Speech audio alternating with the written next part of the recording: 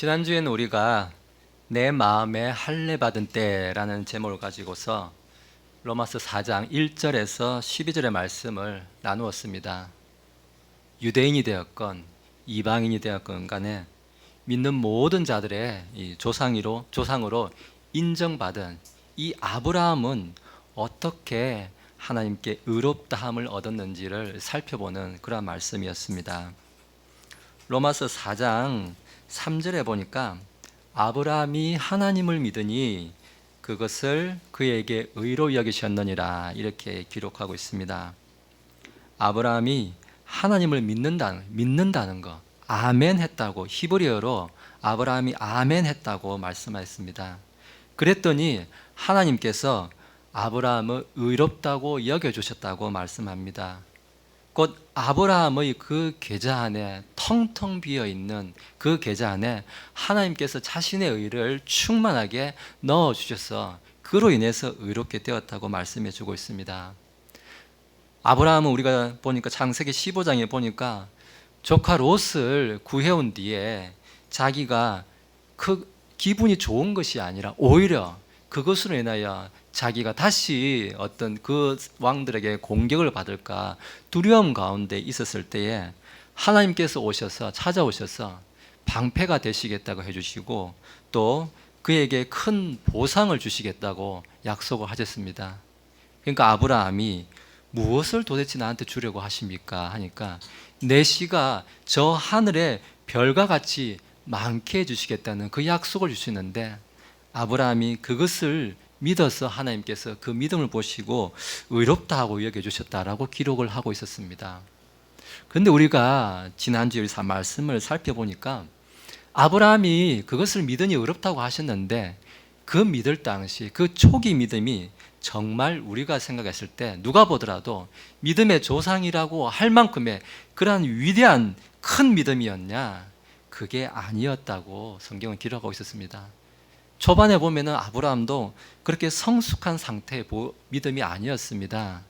하나님께서 12장부터 축복해 주시고 창세기 12장에서 축복해 주시고 15장에서부터 씨에 대한 그렇게 약속을 주셨지만은 하나님 시간이 지나도 하나님의 약속이 오늘, 내일, 내년, 그 후년 이렇게 1년, 2년 지나면서 10년이 지나도 여전히 하나님의 약속이 내 눈에 보이지 않으니까 이제 16장에 이르러서 보니까 나이가 86세에 이르러서 어떻게 자기가 하나님께서 주시지 않으시니 나라도 뭘 어떻게 해보려고 그래서 자기 아내 사라의 제안을 받아들여서 자기 여종 하갈에게서 이스마엘을 이렇게 얻게 되었습니다.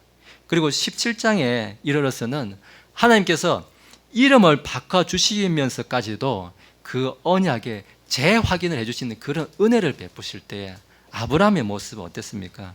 속으로 웃었다라고 기록하고 있습니다. 속으로 무슨 말을 했냐면 100세인 사람에게 아이가 태어나겠습니까? 그때는 99세였죠. 이스마엘이나 있으면 그냥 저는 되었습니다. 이런 모습을 보십니다.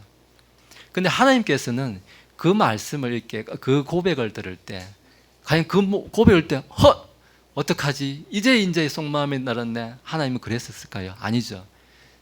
창세기 12장에서부터 아브라함을 축복하실 그 당시부터 하나님께서는 아브라함이 어떻게 할 건지 아브라함의 믿음이 어떻게 변천되고 발전되고 자랄 건지 하나님께서는 다 아셨다는 것입니다. 이러한 모습에도 불구하고 하나님께서는 아브라함이 믿는 모든 자들의 조상이라고 불러주시는 그 이유가 뭐냐? 아브라함은 아멘 하면서 자기의 그 낮고 간절한 마음으로 하나님의 그 부르심에 응답을 한 그 마음, 그 모습을 하나님께서는 보셨다고 우리가 지난주 말씀을 배웠습니다. 인생에 있어서 참 이제 죽었다. 내가 이제 더 이상 피할 데가 없다. 나 혼자 이제 정말 더 이상 피할 수 없는 홍해바다 앞에 절벽 앞에 내가 서 있구나. 그러한 때에 아멘 하고 이렇게 주님께 나와서 자기 마음을 낮추고 자기 마음에 할례를 받을 때 은혜를 주시는 하나님의 의를 우리가 받게 된다는 그런 말씀이었습니다. 이번 주는 우리가 지난주 말씀에 이어서 계속 로마 4장 13절에서 25절의 말씀을 우리가 이어가게 됩니다. 처음에 저는 로마 4장의 말씀을 준비할 때 4장 한 장 전체를 한 번에 처음에 설교를 하려고 했는데 제가 말씀을 준비하다 보니까 깜짝 놀랐습니다. 사실 지난주에 제가 깜짝 놀라서 이제 토요일 오전에 이제 설교를 쓰다 보니까 한 번에 쓸 게 아니네 하고 갑자기 틀어져 가지고 반 나눠 가지고 두 번에 해야겠다는 생각을 해가지고 지난주도 고생하고요 이번 주도 고생하고 막 그랬습니다만은 제가 그만 말씀에 깨달는 지식이 이제 부족해서 그랬는데요. 하나님 말씀이 근데 또 이번 주에는 13절에서 25절 말씀 또 보다 보니까 내가 다음에 또 기회가 되면 또 이 말씀을 좀 더 나눠야겠다는 또 생각도 하게 되었습니다. 이게 참 보니까 말씀이 그렇더라고요. 한 번 읽고 두 번 읽고 하면서 오늘 보고 다음 주 보고 할 때 하나님께서 깨닫게 해주시는 것이 이번에 요만큼 있습니다. 그 다음에 또 더 많이 주고 또 더 많이 주고 처음부터 그냥 사장에 대해서 처음부터 풀 스토리를 전체 이야기를 딱 다 알려주고 그죠? 딱 이거다 이렇게 하면 제가 그냥 요약 딱 해가지고 딱 하면 얼마나 편하겠습니까? 근데 하나님께서 그렇게 말씀을 주시는 않는 거더라고요. 이번 주에는 요만큼 주시고 그 다음 주에 요만큼 주시고 항상 그렇게 주신다니까 좀 생각을 많이 해보았습니다. 우리가 앞에서도 우리가 살펴보았지만은 아브라함의 초기 믿음은 아주 참 미약했습니다. 그렇지만 창세기 22장에 이제 넘어가게 되면은 이 아브라함의 유일한 아들 이삭을 번제 헌물로 드리는 그 단계까지 하나님의 명령에 그대로 따르는 그러한 단계까지 아브라함이 믿음이 자라는 것을 우리가 보게 됩니다. 아브라함에게서 하나님이 발견하신 믿음은 뭐냐? 좀 전에 말씀드린 창세기 22장 12절 하반부에 보니까 내가 하나님을 두려워하는 줄 내가 이제 아노라. 하나님께서 최종적으로 아브라함이 믿음이 이것이다라고 정해줍니다. 하나님을 두려워하는 것, 그게 아브라함의 최종 단계에 가장 성장했을 때의 믿음이라는 것입니다. 그러나 아브라함은 어떻습니까? 아직 하나님의 그 구체적인 게 내가 하나님을 믿는다고 그 고백할 때 아브라함은 하나님의 구체적인 계획을 아는 게 아니었습니다. 결코 알 수도 없습니다. 다만 그분을 두려워하는 하나님께서 주신 약속에 대해서 그분을 두려워하는 믿음을 아브라함이 가졌다라고 성경이 이야기하고 있는 것입니다. 그래서 오늘 본문에도 있었던 말씀인데 18절에 보면은 그가 바랄 수 없는 가운데 바라면서 믿었으니 이렇게 기록을 하고 있습니다. 나의 형편을 보면은 도저히 불가능해 보이는 일이 믿음을 주시는 그분을 볼 때 무슨 일이든지 하나님께서는 가능하십니다. 하나님께서는 너무 어려운 일이 없습니다라는 그러한 마음이 있어야 된다는 것입니다. 그래서 믿음은 우리가 성경에서 그렇게 흔히들 말하죠. 눈에 보이는 것이 아니라 보이지 않는 것을 믿는 것, 그것이 믿음이라고 말씀하는 것 같습니다. 그래서 오늘 저는 설교의 제목을 믿음은 오늘 18절에 있었던 말씀인데 믿음은 바랄 수 없는 가운데 바라고 믿는 것이라는 제목을 가지고서 성도로서 우리가 바랄 수 없는 가운데 바라고 믿는 그 믿음이 무엇인지 오늘 말씀을 통하여 살펴보도록 하겠습니다. 사실 오늘의 본문은 13절에서 25절의 말씀입니다. 그런데 사실 이 말씀들을 이렇게 제가 몇 번 이렇게 읽고 왕복해 보니까 결국 오늘 본문 중에서 17절의 말씀이 가장 핵심적인 말씀입니다. 17절 말씀 안에 모든 서론적인 얘기가 13절부터 16절에 있고 그리고 17절에 이어서 18절, 25절의 말씀은 그 17절의 그 최종 결론을 다시 부연 설명하는 그러한 내용의 말씀입니다. 그래서 저는 오늘 17절의 말씀을 이렇게 중심으로 해서 오늘 전체적인 말씀을 이해를 해보도록 하겠습니다. 먼저 본문의 말씀을 제가 17절과 함께 16절, 17절을 먼저 한번 읽도록 하겠습니다. 16절 보니까 그러므로 그것이 은혜로 되게 하려고 믿음에서 나나니 그 목적은 그 약속을 모든 씨에게 확고하게 하려 하심이라. 그것은 곧 율법에 속한 자들에게만 아니라 아브라함의 믿음에 속한 자들에게 그 약속을 확고하게 하려 하심이니 그는 하나님 앞에서 우리 모두의 조상이라. 17절 이것은 기록된 바 내가 너를 많은 민족들의 조상으로 삼았느니라 하심과 같으니 그가 믿은 하나님은 죽은 자를 살리시며 없는 그것들을 마치 있었던 것처럼 부르시는 이시니라. 이렇게 기록하고 있습니다. 16절 앞부분을 다시 가면은 그러므로 그것이 은혜가 되게 하려고 이렇게 하는데, 그것이란 것은 아브라함이 상속자가 된다는 것, 그것이 은혜가 되게 하려고 믿음에서 난다라고 말씀해 주고 있습니다. 그러면서 17절로 넘어가면은 그 믿음, 아브라함이 은혜가 되게 해주는 그 믿음은 뭐냐? 17절에 그가 믿은 하나님은 죽은 자를 살리시며 없는 것들을 마치 있었던 것처럼 불러주시는 하나님이란 것을 믿는 믿음이다라고 지금 4장 16절, 17절이 이야기하고 있습니다. 우리 아브라함을 이렇게 있었던 이야기를 창세기 12장부터 다시 한번 생각해 보겠습니다. 창세기 12장에 가면은 처음 이제 하나님께서 아브라함의 이제 축복해 주는 장면이 나옵니다. 15장에 가면 이제 그 씨가, 아브라함의 씨가 저 하늘에 별들 같이 많게 해 주시겠다는 그 씨에 대한 언약을 주었습니다. 그럼에도 불구하고 여전히 창세기 16장, 17장 이렇게 갔어도 아브라함에게는 그렇게 큰 믿음의 모습이 나타나지 않는 것을 우리가 발견을 하게 됩니다. 오히려 믿음 없는 사람들의 전형적인 모습, 뭔가 자기가 좀 내가 좀 하면 하겠다는 그런 생각들을 이렇게 보여주고 있습니다. 저는 오늘 우리가 중심절이 되는 이 17절의 말씀, 그 중에서도 핵심절이라고 할 수 있는 그가 믿은 하나님은 죽은 자들을 살리시며 없는 것들을 마치 있었던 것처럼 부르시는 분이시라는 이 말씀을 좀 이해하기 위해서 제가 한 질문을 먼저 이렇게 말씀에 대해서 하나님께 좀 질문을 먼저 드리면서 이 질문을 가지고 좀 이 말씀을 이해를 해보도록 하겠습니다. 제가 드리고 싶은 질문은 왜 하나님은 아브라함 그리고 사라의 육체가 완전히 다 늙어져 가지고 75세에 그 창세기 12장에 약속을 주셨는데 그 약속을 기다리다가 99세가 되고 이제 100살에 그 이삭을 낳을 때까지 왜 약속을 늦추셨습니까? 그냥 이왕 주실 거, 줄 거지 않습니까? 준다고 약속했으니까 줄 거면 창세기 12장이나 아니면 조금만 기다렸다가 한 15장쯤에 그냥 하나님께서 그 약속하신 아들을 주셨으면은 그 16장 가가지고 이스마엘이 태어나는 일, 그런 거 안 했을 거 아닙니까? 그죠? 마치 이런 질문이 얼마나 어리석은 질문일지 모르겠습니다. 마치 사람들 그러죠.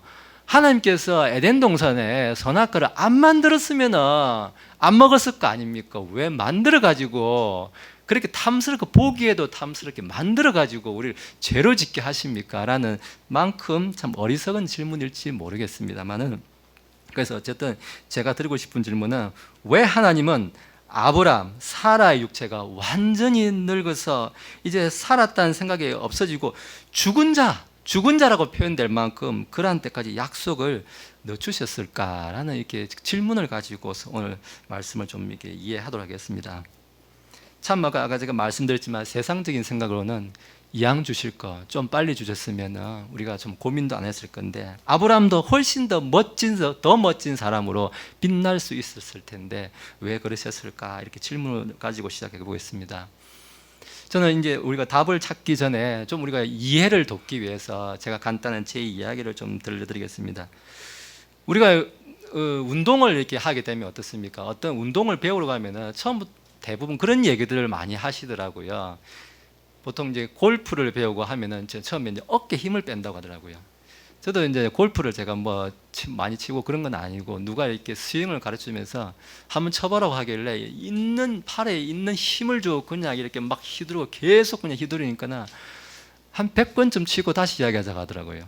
그래서 한 100번 휘두르고 오니까 그래 한번 쳐봐라고 하길래 또 쳐보니까 안 되겠다, 한 500번 더 쳐야겠다, 또 500번 더 치고 또 500번 더 치고 오니까 안 되겠다, 한 500번 또 치고 그래. 그래갖고 힘 다 빠지고 이렇게 오니까 한번 쳐보라니까 이제 힘이 없어가지고 이렇게 흔들져 가니까 이제 좀 됐겠다 이렇게 하시더라고요. 운동할 때 처음 출발은 힘 빼는 것부터 시작한다고 이제 그런 얘기들을 하시더라고요. 처음에 오면은 그냥 의욕이 넘쳐가지고 내가 1시간 만에 그냥 근육을 다 만들어 가려고 다들 이제 그런 생각을 좀 많이 하는 것 같습니다. 저도 좀 이렇게 보시다시피 좀 비실비실해가지고 평소에 운동을 좀 해야지 이런 생각이 있어가지고 예전 코로나 이런 생기기 이제 전에는 제가 이제 평소에 이제 물놀이도 좋아하고 수영도 좋아하고 해가지고 저희 동네에 있는 저기 수영장에서 이제 자운대 수영장 가서 이제 수영도 하고 이제 그랬습니다. 제 아내랑 둘이서 같이 이렇게 라인에서 나란히 이렇게 가고 하면은 저는 그래도 어렸을 때부터 그냥 뭐 물에서 그냥 살다시피 사람인지 물고기인지 그렇게 물에서 자주 살았습니다. 아침에 7시에 일어나가지고 물에 가서 놀고 하루 종일 놀고 하고 막 그렇게 놀았거든요. 그래서 물에서 참 친근하게 많이 놀았습니다. 그래서 물은 참 자신이 있다 막 그렇게 놀았는데 땅바닥을 기어다니면서 물속을 기어다녔으니까 그랬는데 제가 그래도 제 아내가 수영을 좀 강사한테서 배운다고 배웠는데 그래도 내가 수영을 몇 년 했는데 싶어가지고 둘이서 시작해서 딱 출발합니다. 그런데 제 집사람이 저보다 더 빠르더라고요, 속도가. 깜짝 놀래가지고 자존심이 있지 내가 그렇다고 수영을 몇 년 했는데 해가지고 막 힘을 줘서 막 젓기 시작하는 거예요. 근데 저기 자운대 수영장 굉장히 길어요. 한 50m 되거든요. 근데 막 하다 보면 중간에 한 20m만 가도 이제 그때부터 숨이 헐떡헐떡하고 어깨도 아프고 더 제가 물 쪽으로 내려가는 느낌이 좀 들더라고요. 근데 제가 이렇게 실컷 보니까 집사람은 힘도 안 들어요. 그냥 설쩍 하면서 그냥 물을 타고 간다고 할 거예요. 이렇게 그런 느낌이고 저는 그냥 뭐 살려고 막 이렇게 발버둥 치는 사람처럼 막 그렇게 죽으라고 이렇게 하더라고요. 근데 참 하다 보면 나중에 계속 그거 한 2번 하다 보면 이제 어떻습니까? 발바닥에 막 쥐도 나고 막 그렇습니다. 근육도 몽기고 이제 그렇게 되거든요. 그러니까 보니까 지치면 내가 스스로 이제 힘을 빼가지고 이제 힘 빼는 걸 하면 이게 부드럽게 나가는데 이게 아직도 내가 옛날에 내가 하던 게 있어서 내가 그래도 내가 하겠지 하는 생각이 그냥 힘으로 하니까 어깨만 아프고 속도는 안 나가고 팔은 아프고 발은 쥐는 날아가고 그렇더라고요. 물속에서 그렇습니다. 저도 이렇게 물속에서 참 노는 걸 좋아하지만은 물속에서 힘을 딱 주면은 몸은 자연스럽게 저거 깔아앉으려고 합니다. 그렇습니다. 이게 수영 못하는 사람들의 특징이 어떻습니까? 헤엄칠 줄 모르는 사람을 갖다 물에 갑자기 빠지면 어떤 현상이 납니까? 그냥 살겠다고 몸에 있는 힘을 다 줘가지고 그냥 막 팔을 젓고 난리가 납니다. 그죠? 눈을 막 크게 뜨고 당장 죽을까 봐서 이렇게 되는데 그러면 원리상 더 깔아앉거든요. 물에 혹시나 해서 말씀을 미리 드리자면 혹시 물에 빠지면은 혹시 내가 물에 빠질 것 같다고 코부터 빨리 잡으시기 바랍니다. 위험한 상황이 항상 코에 물이 들어가서 그때부터 갑자기 위험해지거든요. 물에 빠진다 싶으면 코부터 빨리 잡으시면 코로 물 싹 들어가 버리면 빠지면 원래 코가 물이 쏙 들어가요. 그때부터 이제 정신 없거든요. 코부터 잡으시고 숨 잠깐 참고 한번 이렇게 쑥 젖으면 힘 빼고 그냥 훅 젖으면 몸이 싹 뜹니다. 이렇게 한번 이론적으로 것은 이론적으로는 그냥 훅 하면 이렇게 뜨거든요. 근데 헤엄칠 줄 모르는 사람이 물에 빠졌는데 지금 과연 이게 될까요? 그죠? 아마 제 생각에는 그럴 사람 이 세상에 한 명도 없을 것 같은데 본능적으로 살겠다고 발버둥을 칩니다. 그냥 힘을 주고 난리도 아닙니다. 그런데 그래서 더 깔아앉거든요. 그래서 누가 그러더라고요.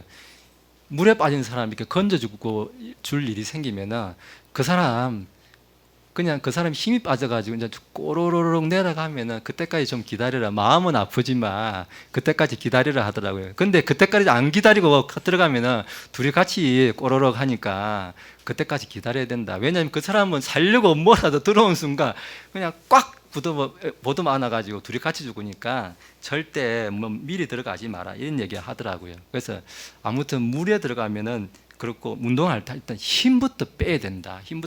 제가 그런 생각을 좀 많이 하게 되었습니다.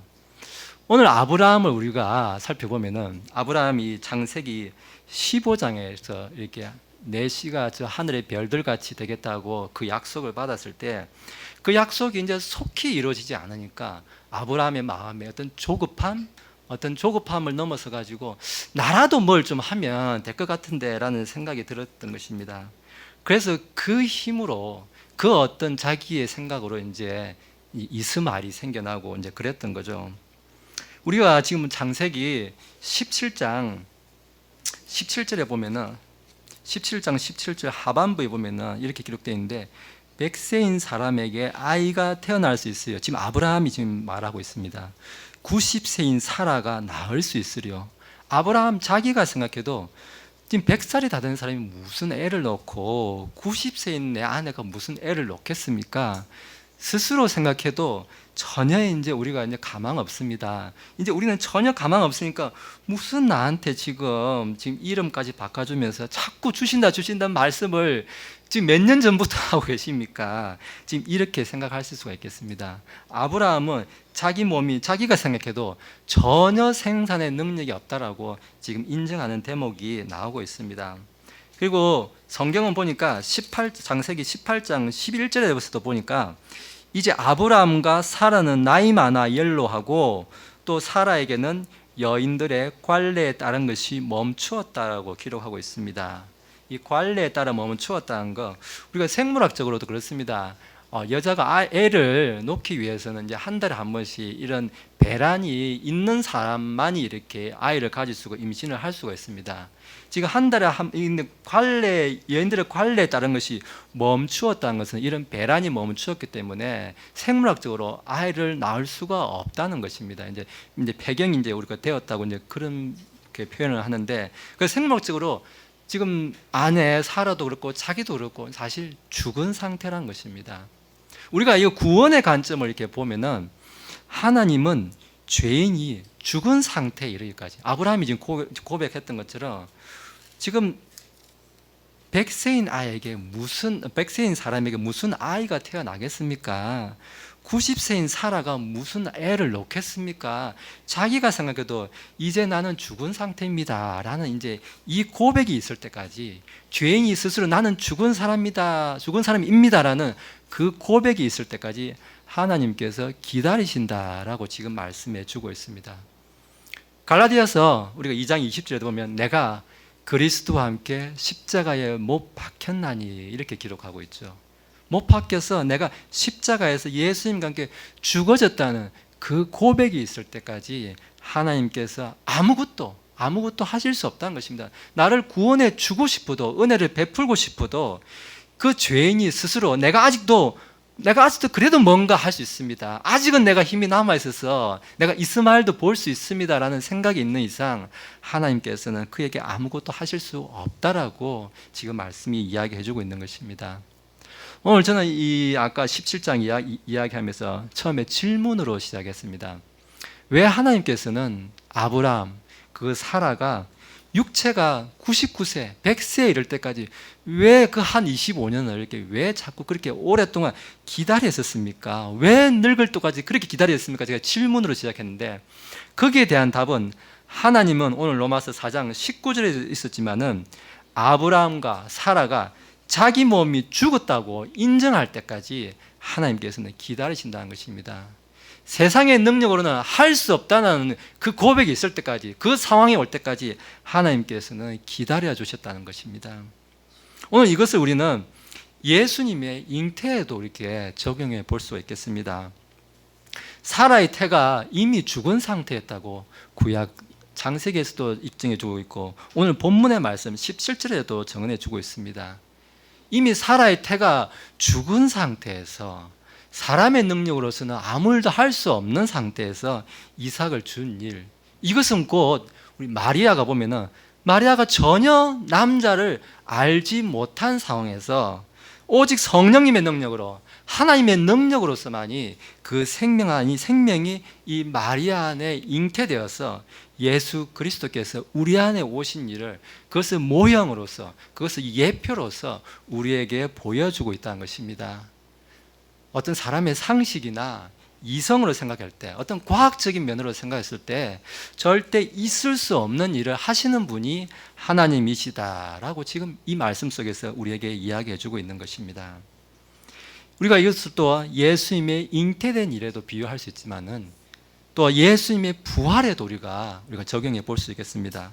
마태복음 12장 40절에 보니까 요나의 이야기가 나옵니다.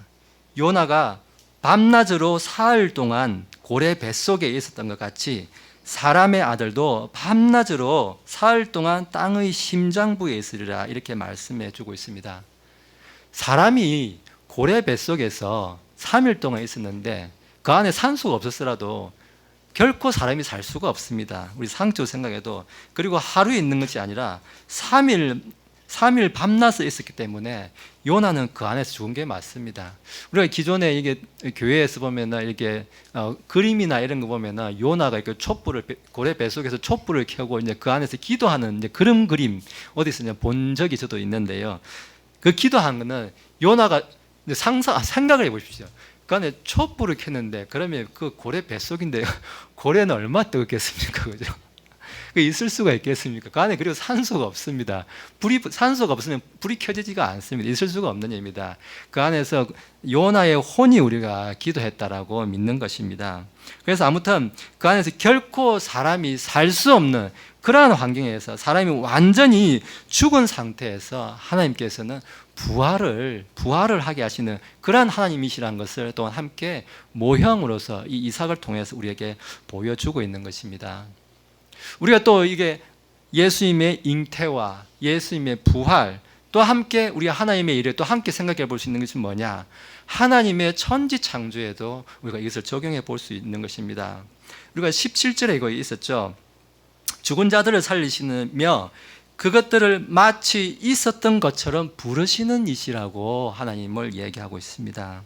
하나님은 아무것도 없는 데서 정말 아무것도 없는 무에서 유를 창조하신 것이 바로 천지 창조입니다.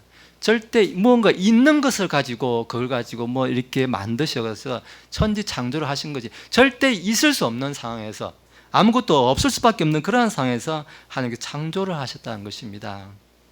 우리 로마서 4장 17절에 보니까 이런 말씀도 있었지만 이 히브리서 우리가 믿음장이라고는 히브리서 11장 3절에 보니까 또 이렇게 기록하고 있습니다. 믿음을 통해 우리는 세상들이 하나님의 말씀으로 지어진 줄을 깨닫나니 그런즉 보이는 것들은 나타나 보이는 것들로 만들어지지 아니하였다라고 말씀이 정언해 주고 있습니다. 우리가 참 보니까 이 참 좋은 현상이라고 생각해야 될지 좀 안타깝다라고 표현해야 될지 좀 그랬는데요. 우리가 과학을 하는 사람들 중에 이제 그래도 이제 회심을 해가지고 회심했다는 건 참 반가운 소식이긴 합니다. 근데 내가 자기가 회심했다는 것을 이야기하면서 내가 하나님의 창조를 이해하면서 하나님을 믿게 됐다고 이제 이렇게 이야기하면서 무슨 얘기를 하는 분을 봤냐면은 과학을 하시던 분이어서 그런지 모르겠지만은 하나님의 창조 자기가 믿은 하나님은 무기물에서 유기물로 만드신 하나님을 알게 됐다, 발견하게 됐다, 내가 얼마나 기쁜지 모르겠다 이런 얘기들을 하시더라고요. 그래서 제가 들으면서 무기물에서 유기물을 만들었다 그 말이 좀 이렇게 무슨 말씀이냐면은 아무것도 없다는 그런 말이 아니고요. 어떤 무기물이라는 어떤 단백질이 되었든지 우리 지방이 되었든지 어떤 영양소가 되었든지 뭐 칼슘, 마그네슘 뭐 온갖 물질도 있지 않습니까? 탄소, 수소 뭐 이런 것들 뭐 돌도 하나의 무기물이 될 수 있습니다. 그런 것들 이런 것들 저런 것들 이런 것들을 다 그런 것들을 하나님께서 이용하셔가지고 어떤 아메바, 원숭이, 물고기 이런 것들을 만드셨다라고 자기가 이해를 했다는 것입니다. 그래서 자기 보기에는 뭐 길에 굴러다니는 흙, 돌, 뭐 쇳덩어리 이거 아무 생명체도 아닌데 그런 생명체도 아닌 것을 하나님께서 이용하셔서 살아 숨쉬는 움직이는 걸로 만드셨구나라고 이해를 했다고 하는 거예요. 그런데 그걸 CT에서 간증이라고 CT에서 방송하는 거예요. 제가 그래서 좀 안타깝다라는 생각을 좀 하게 됐습니다. 그러니까 자기가 아는 그 지식에서 참 사람이 벗어나기가 힘들구나라는 생각했습니다. 하나님께서는 명백히 창세기 1장 1절에부터 그죠? 빛이 있으라 하며 빛이 있었고 이렇게 땅이 있으라 말씀만으로 이렇게 처음에 아무것도 없는 무에서 유를 만드신 거지 무기물에서 유기물을 만든 게 결코 아니라는 것입니다. 이런 생각들이 좀 이렇게 나아가면 무슨 생각을 했냐면은 우리가 신학적으로 보면 유신론적 진화론 이렇게 표현합니다. 하나님께서 창조를 하신 것은 맞는데 너무너무 수백억 년 전에 이렇게 창조를 하셔가지고 수백억 년 전에 그냥 세월이 오래되다 보니까 어떤 물질들이 물하고 섞여 있다 보니까 그냥 어떤 세균이 생기고 아메바가 생기고 이런 것들이 생기다가 점점 시간이 지나가지고 원숭이도 되고 사람도 되고 뭐 그렇게 했다라고 하는 게 그게 유신론적 진화로 이렇게 하나님을 믿는다고 하는 거예요. 근데 하나님은 아주 정말 그 아주 원시적인 것만 만드셨고 거기서부터 진화가 되었다 이렇게 믿는 과학자들이, 그러니까 크리스찬 과학자라고 하는 사람들이 그러한 사람이 많다고 합니다. 참 하나님께서는 이 그냥 단순하게 지금의 이 24시간 하루를 사용하셔서 6일 만에 말씀으로 창조를 하셨다는 것을 그냥 그대로 믿으면 되는데 자꾸 자기가 갖고 있는 그 지식, 그걸 놓기가 싫은 거예요. 이게 뭔가 있다라고, 나는 이걸 가지고 뭔가를 하겠다라고 생각하는 게 자꾸 있다는 것입니다. 아브라함은 도대체 우리가 무엇을 믿었는가 이렇게 생각해 보면 로마서 4장, 우리가 오늘 읽었던 본문의 4장 17절에 보니까 그가 믿은 하나님은 이렇게 나오죠. 17절 이거 중간에 보니까 그가 믿은 하나님은 죽은 자들을 살리시며 나오는데 그가 믿은 하나님은 이렇게 기록되어 있습니다. 아브라함은 무엇을 믿었냐? 하나님을 믿은 것입니다. 믿음은 우리가 뭐냐? 약속을 주시는 하나님 그분 자체를 믿는 것이란 것입니다. 어떤 우리가 약속을, 아브라함도 마찬가지였지만은 이 씨를 주겠다는 그런 약속을 할 때 우리가 그 하나님의 구체적인 계획, 그러니까 하나님께서 어떻게 하시고 그다음 뭘 하시고 그다음 뭘 하시고 그다음에는 뭘 하시고 우리가 어떻게 반응하면 뭘 하시고 그걸 하나님께서 일일이 상세하게 다 설명해 주고, 그래서 그거 상세하게 설명해 주는 그 일이 믿어져 가지고 믿는 게 아니라는 것입니다. 그냥 그 약속을 주시는 하나님 그 자체, 하나님께서 약속을 주시는데 그 하나님을 내가 전적으로 신뢰해서 이 약속도 믿어지는 거지, 이 약속이 믿어져서 내가 하나님을 신뢰하는 것이 아니다라고 성경은 이야기하는 겁니다.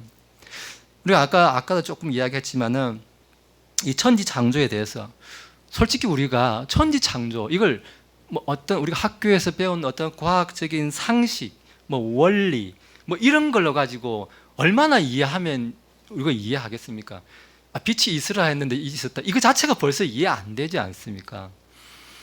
제가 좀 과학 이야기 이런 거 하면은 저희 집사람하고 좀 이렇게 좀 짜증 내고 뭐 그러는데 뭘 자꾸 그렇게 묻냐라고 저보고 그렇게 이야기하는데 제가 참 그렇습니다. 참 이 지구 이런 거 생각하면은 저도 개인적으로 참 이해 안 되는 게 많습니다.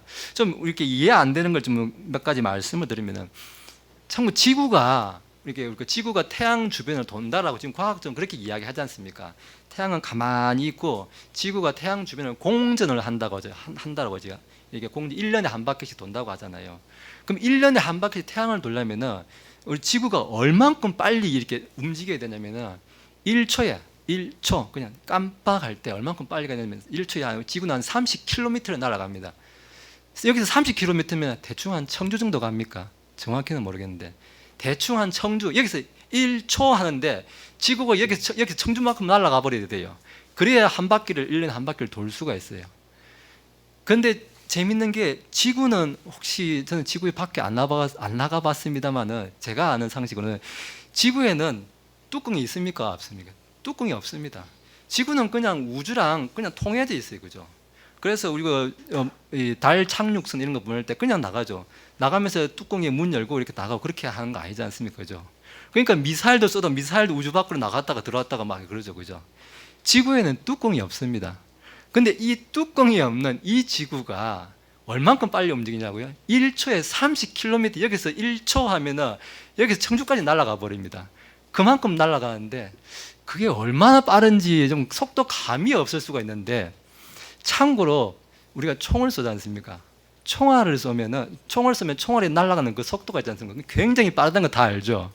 그 얼만큼 빨리 날아가냐면은 약 1초에 약 350m 정도밖에 안 날아갑니다. 총알이 날아가는 속도가 1초에 350km가 아니고요. 350m, 여기서 한 저기 롯데마트 정도? 그 정도 잘해야 여기서 롯데마트 정도 1초에 총알이 그 정도 날아갑니다. 근데 지구는 얼만큼 빨리 날아가냐면 여기서 1초 하면 여기 청주까지 날아가 버립니다. 총알보다도 한 40배 빨리 지구가 이렇게 뚜껑도 없는 지구가 이렇게 슝 날아가고 있습니다. 지금 그걸 지금 계속 돌고 있는 거예요. 저는 이걸 보면서 너무 이해가 안 되더라고요. 우리가 제가 이걸 이해 못 하겠다고 하니까 이 진화론을 믿고 이런 사람들을 과학하는 사람들이, 아니 우리가 기차 안에서 달리는 기차에서 이게 KTX 기차가 빨리 달리면 한 300km 달리죠.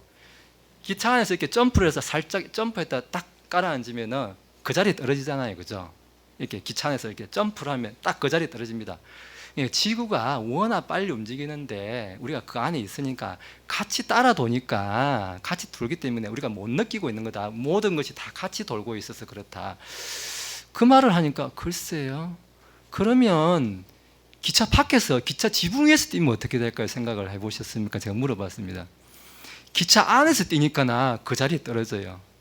그럼 기차 지붕 위에 올라가도 그 자리에 떨어져야 되는 거 아니에요? 제가 다시 물었던 거예요. 기차 안에는 어떻습니까? 뚜껑이 있는 거잖아요. 밖에서 막아주고 있는 거예요. 공기 저항이 전혀 없는 거예요.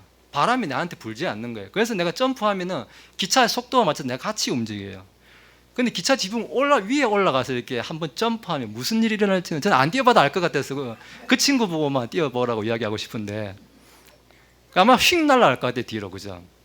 지구는 뚜껑이 없다고 제가 말씀드렸죠. 근데 얼만큼 빨리 움직인다고요? 1초에 30km, 총알보다 한 40배 빨리 갑니다. 총알보다도. 총알이 근처도 못 올 정도로 빨리 가버립니다. 그런데 우리가 그 속에서 살고 있는 거예요, 매년. 심지어 어떻습니까? 저 지구의 저 남반구, 저 호주는 밑에 있는 사람들은 항상 평생을 거꾸로 매달려 살고 있어요. 지구가 있으면 이렇게 밑으로 있잖아요, 그 사람들은. 그 머리가 땅에 붙어 있는 게 아니잖아요, 그 사람들. 그죠? 그런데도 하나님께서는 이렇게 사람들이 그 속에서 우리 살고 있도록 하고 있습니다. 지구가 그렇게 빨리 또 자전을 하잖아요, 자전을. 공전도 하지만 자전도 해요. 자전하는 속도가 총알 속도 정도 자전하고 있어요. 총알만큼. 그 정도로 빠르게 자전을 하고 있습니다. 그렇게 빨리 자전을 한다고? 그러면 미국 갈 때 비행기 탈 거 없고 그냥 내가 풍선 좀 매달아 가지고 하늘에 좀 잠깐 떠 있으면 지구는 풍 돌고 나는 잠깐 떴다가 내려오면 미국 가겠네라는 생각이 드는 거예요. 제가 미국 갔다 올 때도 보면은 비행기를 갈 때도 10시간, 11시간 타고 올 때도 10시간, 11시간 타는 거예요. 아니, 지구가 그렇게 빨리 도는데, 총알만큼 빨리 도는데 왜 비행기는 갈 때도, 이리 갈 때도 11시간, 이리 갈 때도 11시간. 이게 일어나는 일을 보면 제가 믿어지기로는 지구는 가만히 있는 거 아닌가. 가만히 있어야 이게 설명이 되는 거예요. 그러지 않습니까? 이게 가만히 있어야 내가 11시간 비행기 타고 갔다가 11시간 비행기 타고 오고 이게 되고, 가만히 있어야 내가 지구 가만히 있어야 내가 바람 하나 이렇게 안 움직이고 있는 거 아닌가. 어떻게 뚜껑 넘는 지구가 총알보다 빨리 가는데 어떻게 나한테 바람 한 잔 안 불지? 하다못해 기차만 타고 가도 기차 위에 올라가면 바람 불어서 날아갈 것 같은데 참 이해 안 되는 게 많거든요. 우리가 과학으로 생각하면은 하나님의 이 창조의 질서, 도대체 우리가 이해 안 되는 게 너무나 많습니다. 근데 이해를 해서 이걸 믿습니까? 창조를? 결코 이해해서 믿는 게 아니라는 것입니다. 사실 과학자들도 설명해라고 이렇게 따지고 들면 설명 못할 게 하나 두 개가 아닙니다. 이해해서 믿는 게 아니라는 것입니다. 우리는 이해돼서가 아니라 이 모든 것을 만드시고 운행하시는 하나님, 그분의 권능을 믿으시는 것입니다. 하나님을 믿는 것입니다. 우리가 이제 또 이어서 본문 4장 19절에서 21절의 말씀을 보겠습니다.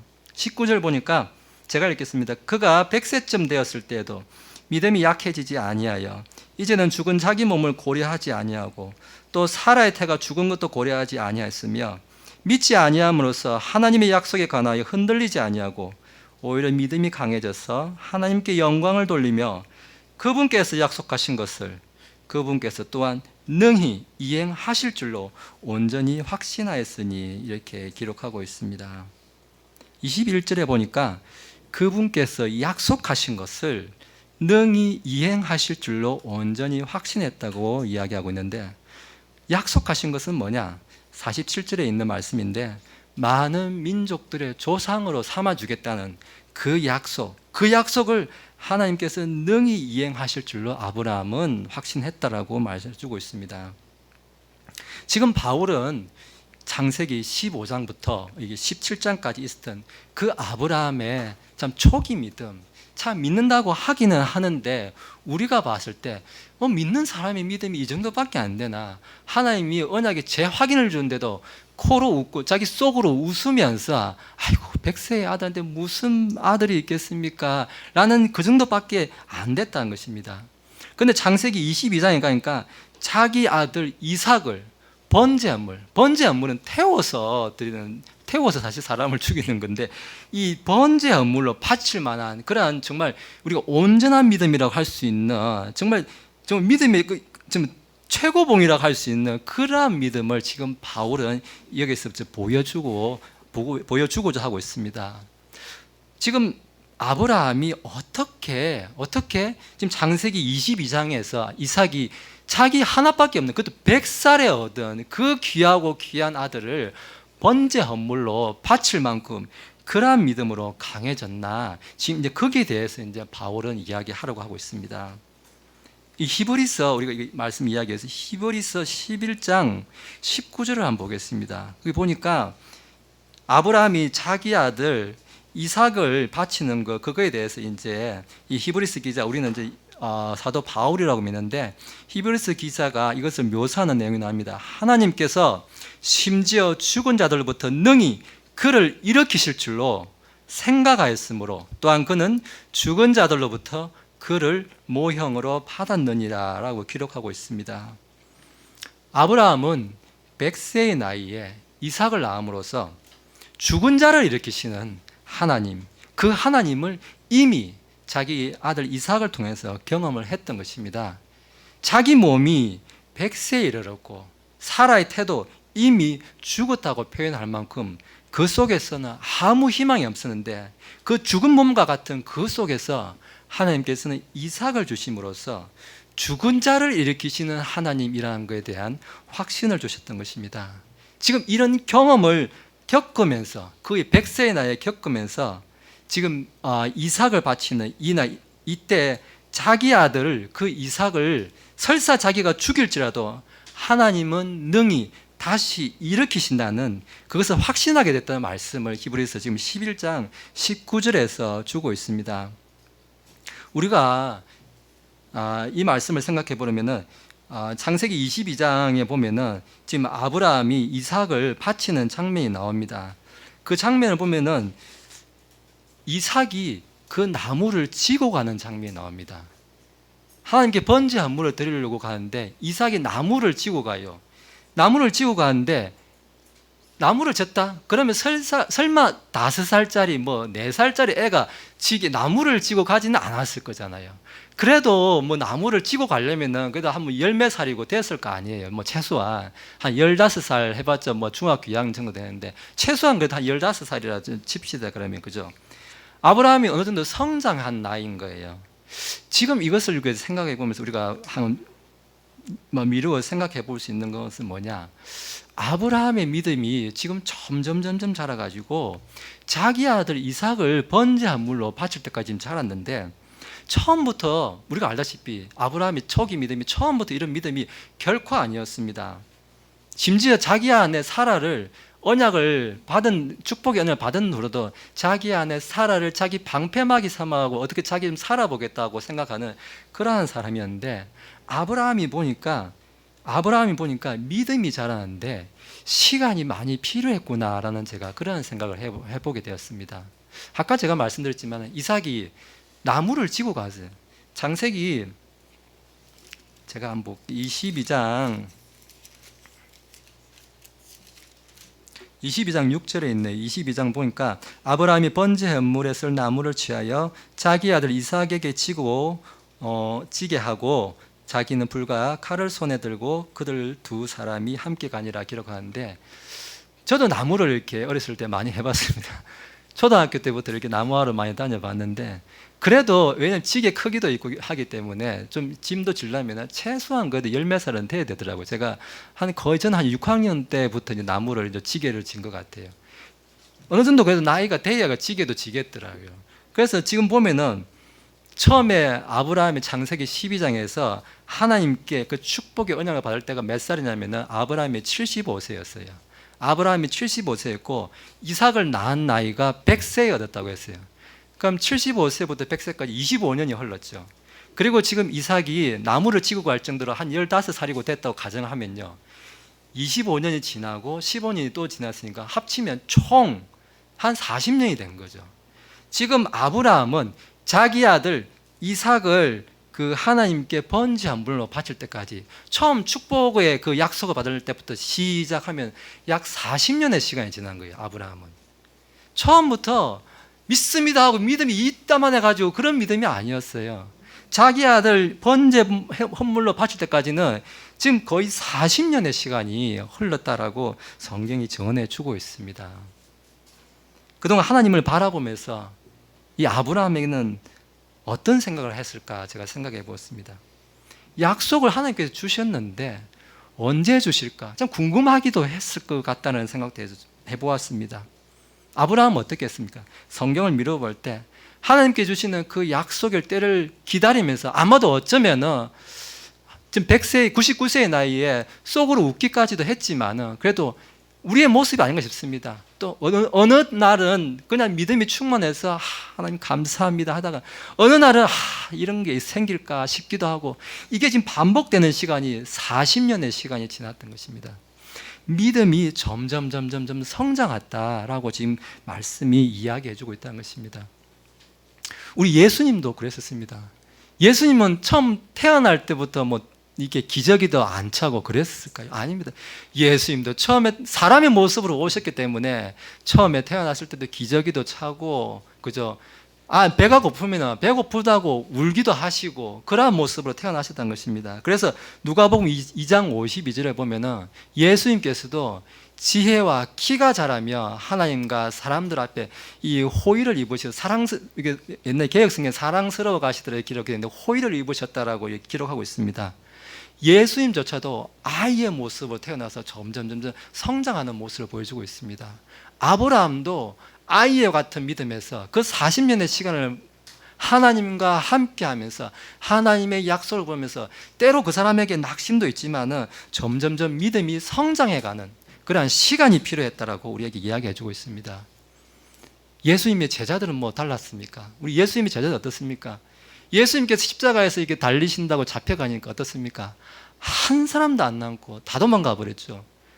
그 진짜 사도 중에 수석 제자라고 하면 어떨지 모르겠습니다. 베드로는 3번이나 부인하고 결코 알지 못한다고, 그죠?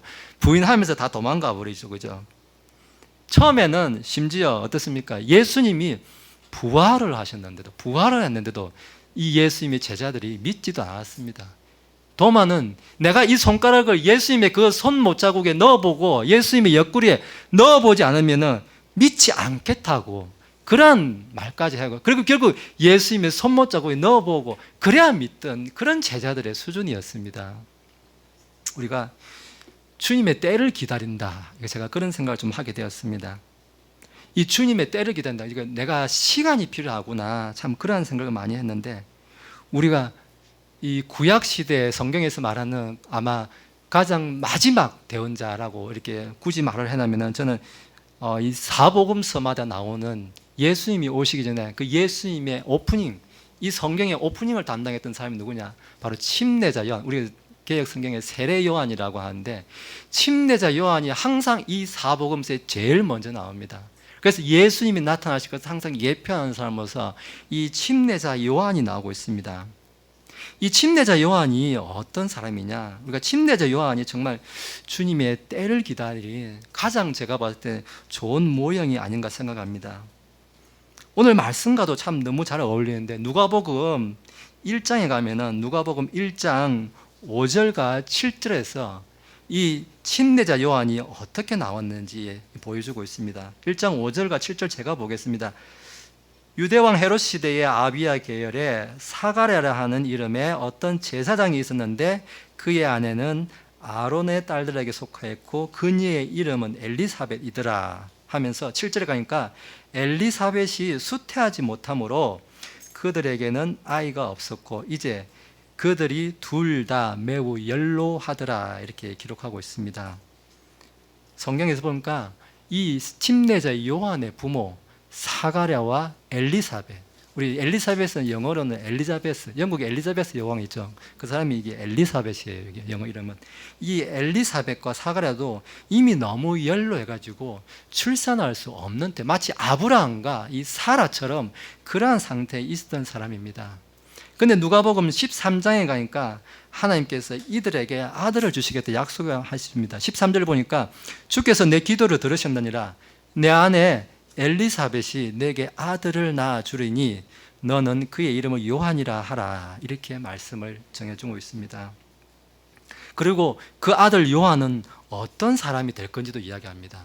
누가복음 1장 15절에 가니까 그가 주의 눈앞에서 크게 된다라고 이렇게 정말 아들을 주신 것만으로도 너무 감사하고 너무 이거 참 기절할 일인데 그 아들이 그냥 아들이 아니라 주님 앞에서 하나님 앞에서 하나님의 눈앞에서 크게 될 자라고 이렇게 축복해 주는 대목을 이렇게 성경에서 보고 있습니다. 그러면 성경에서 이렇게 말씀해 주니까 우리 같았으면 어떻습니까? 내 아들이 이제 꽃길을 걷게 되겠구나. 이제 꽃길만 걸어서서 이제 이런 말씀을 내한테 주시는구나. 우리가 그렇게 생각해 볼 수가 있지 않겠습니까? 근데 오늘 좀 보니까 이 침례자 요한이 전혀 그런 길을 걷지 않았다고 기록하고 있습니다. 침례자 요한은 이제 이 말씀을 받은 이후로 침례자 요한이 필요했던 건 뭐냐? 준비 과정. 그리고 하나님의 말씀을 기다리는 과정이 그에게 예비되었던 것입니다. 곧 침례자 요한이 다시 태어나는 과정이 침례자 요한에게 필요했던 것을 보고 있습니다. 그 말씀 어디에 나오냐면은 누가복음 1장 80절에 이렇게 나오고 있습니다. 1장 80절에 가니까 아이가 자라며 영이 강하게 되고 이스라엘에게 자신을 나타내는 날까지 광야에 있더라. 이렇게 기록하고 있습니다. 이 침례자 요한이 이렇게 하나님께서 참 주 앞에서 크게 될 자라고 이렇게 참 복의 복을 다 받고 태어났는데 근데 어디 있느냐? 뭐 성전에 있는 것도 아닙니다. 이스라엘에게 그러니까 하나님 앞에서 자신을 나타내는 그날까지 광야에 있다고 기록하고 있습니다. 우리 광야라는 것이 뭡니까? 그냥 언뜻 생각하기도 광야, 황량하고 그냥 아무것도 이렇게 내한테 즐거움이 없는 때라는 것입니다. 광야에서 뭘 기대할 것이 없다. 제가 예전에 이제 미국에 이제 연수 나갔을 때도 보니까 그 텍사스 지역에 있었는데 텍사스 지역도 그런 게 광야가 좀 있더라고요. 그러니까 그 와일드니스라고 해가지고 정말 지평선을 보는데 차를 타고 가는데 그냥 지평선 그냥 저 해가 떨어지는 저 땅끝이에요. 저기 가면 뭐 있겠지 하는데 차를 타고 그 정말 1시간 이상을 달려 지평선까지 갔어요. 가면 또 새로운 지평선에 또 까마득하게 나옵니다. 가도 끝도 없고 똑같은 게 그냥 가만히 그것밖에 안 보입니다. 그러니까 내한테 거기서 아무런 내가 거기서 즐거움도 없고 심지어 그것만 즐거움이 없는 뿐만 아니라 또 언제 짐승의 위협이 나올지 모릅니다. 그러니까 광야에 있으면 짐승의 위협에 노출될 수 있고 먹을 거, 마실 물 오직 하나님께서 주시는 것만 받아 먹을 수가 있는 그런 곳이 광야라는 것입니다. 내가 뭘 해가지고 얻을 수 있는 곳이 전혀 없는 곳이 바로 광야라고 성경은 이야기해 주고 있습니다. 그런 하나님만 바라보게 하는 그런 장소가 바로 광야인데 그 광야에서 하나님께서 자신을 나타내는 날까지 요한은 거기에 있게 하셨다라고 기록하고 있습니다. 우리가 보면은 참 공교롭게도 하나님께서는 이 이스라엘 동안 어떻게 했습니까?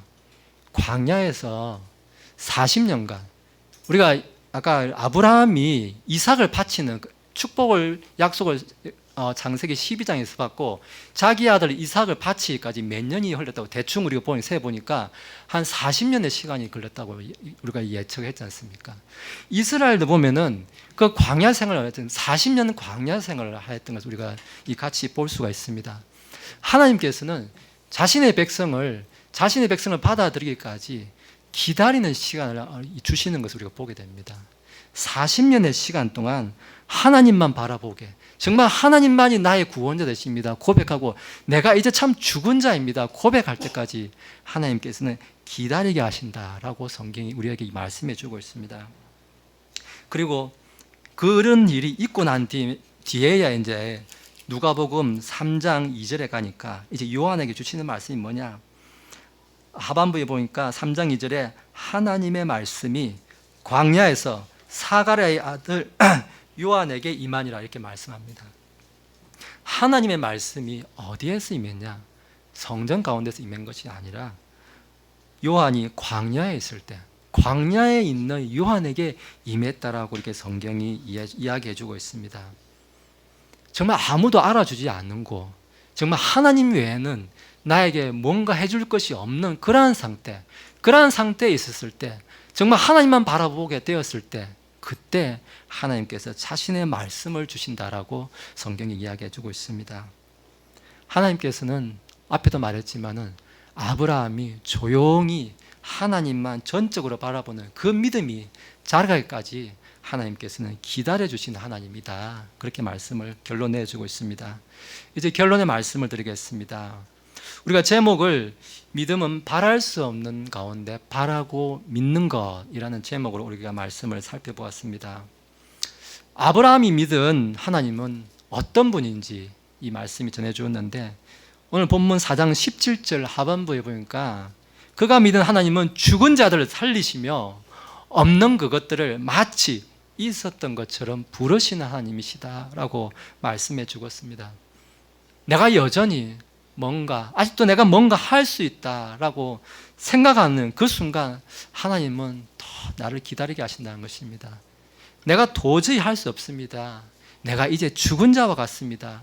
그 고백이 있기까지 하나님은 우리를 기다리게 하신다라고 이야기해 주고 있습니다. 우리는 우리 사장의 말씀을 살펴보면서 사실 아브라함의 이야기를 쭉 살펴보았습니다.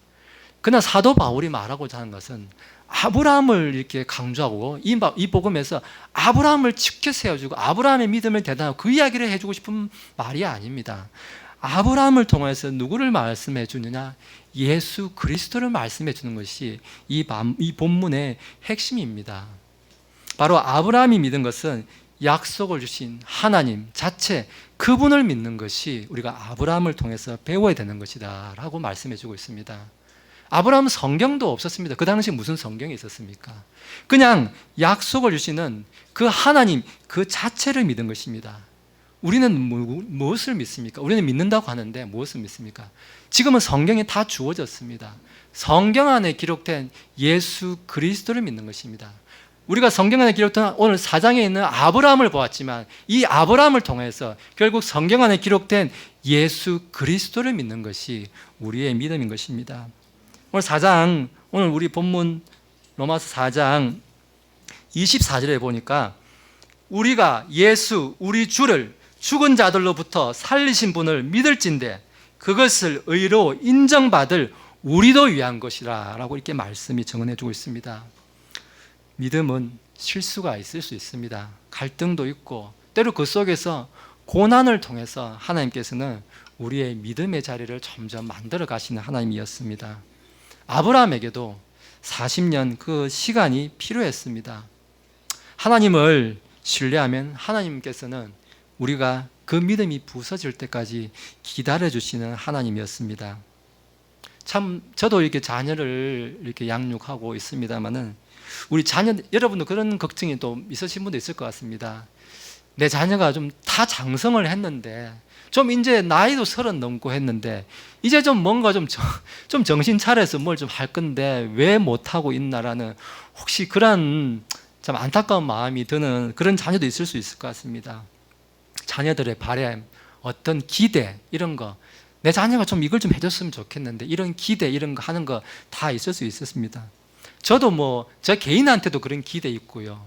네, 저도 살면서 직장 생활 저도 하고 있습니다만은 참 이렇게 되었으면 좋겠다. 내 일이 이렇게 되었으면 좋겠다. 이런 기대, 아이들이 이렇게 해줬으면 좋겠다라는 그러한 기대, 그러한 문제, 이런 각자의 문제로 좀 뭔가 참 자기만의 어떤 내가 좀 뭔가 되었으면 좋겠다 이렇게 바람들이 많을 것 같습니다.